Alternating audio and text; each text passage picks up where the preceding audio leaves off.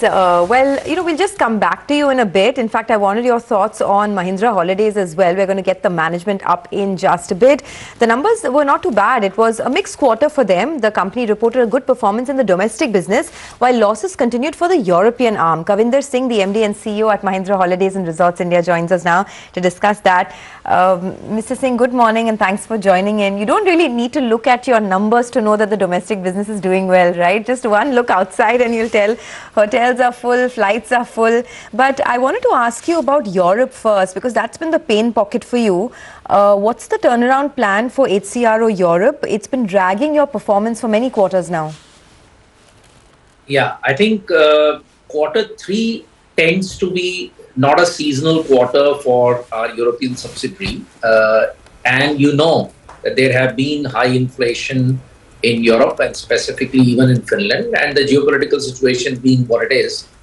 Despite that, happy to report that at a consolidated level, if you exclude the one-offs, and these one-offs are in the nature of the forex mark-to-market movements, because we took overseas loan to finance and fund this acquisition.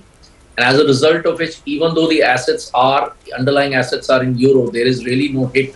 But these one-off movements tend to not really show the picture. Even at a consolidated level, we were able to double our profit PBT even in this Q3, excluding the one-offs. Coming back to your question on turnaround, I think the company is already on its way to the turnaround. As you know, the last 2 years were related to the pandemic and now this geopolitical situation. But as we see Q4, because Q4 is a seasonal quarter, we are expecting superlative results from the subsidiary, and actually the turnaround process has already started. And you will see that in Q4. The occupancies are already looking up in January.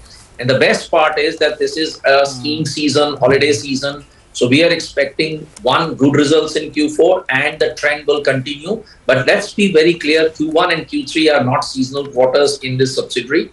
And yet, despite that, we ended up doubling the profit before tax at a consolidated level. Okay, all right. Good morning, sir. Thanks so much for joining in. You said occupancies are looking up, Mr. Singh. So could you quantify that number? What is the occupancy right now? For Q3, I think it was at around 85%. So give us a sense of that. And more importantly, the member addition target. That's very important. 9 months of this year, you've done what you did in the entire of last year. What is the quarterly run rate, or what is the number we should be looking at for FY24? Right. So occupancies were very robust. Q3 is a seasonal quarter, so we ended up doing 85% occupancy on a higher room base, because we have added about 1,000 rooms in the last 2.5 years. And despite that, our occupancy went up to about 85%. By the way, January also closed at 86%. We are seeing a very good momentum continuing in this quarter. As far as member additions go, the good news on the member additions is that the member additions moved up by 13% on YOY basis, and a value sales basis, we were up by about 20%. And if you rightly said that in the 3 quarters, we have already completed what we did the whole year.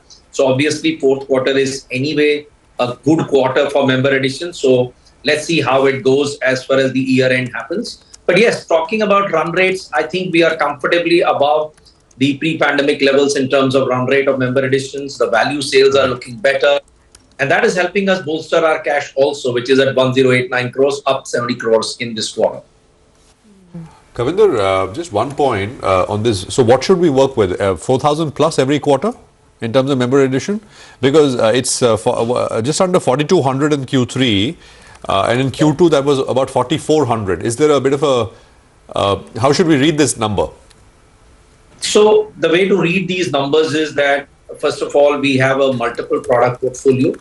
We are seeing huge momentum in upgrades, which means members are happy.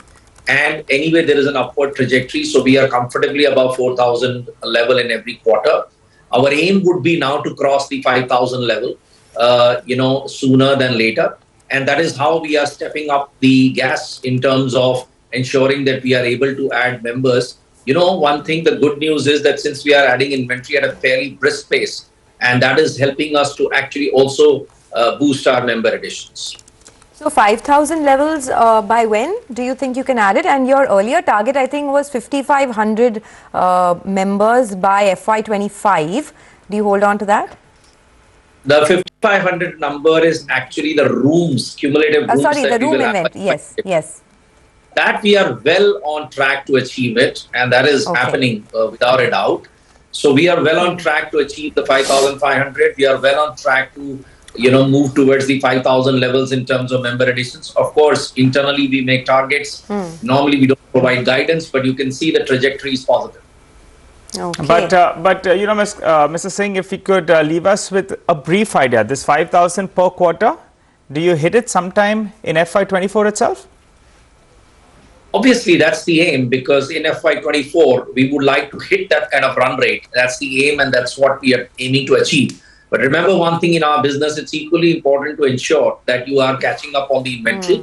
And that's where we are seeing momentum.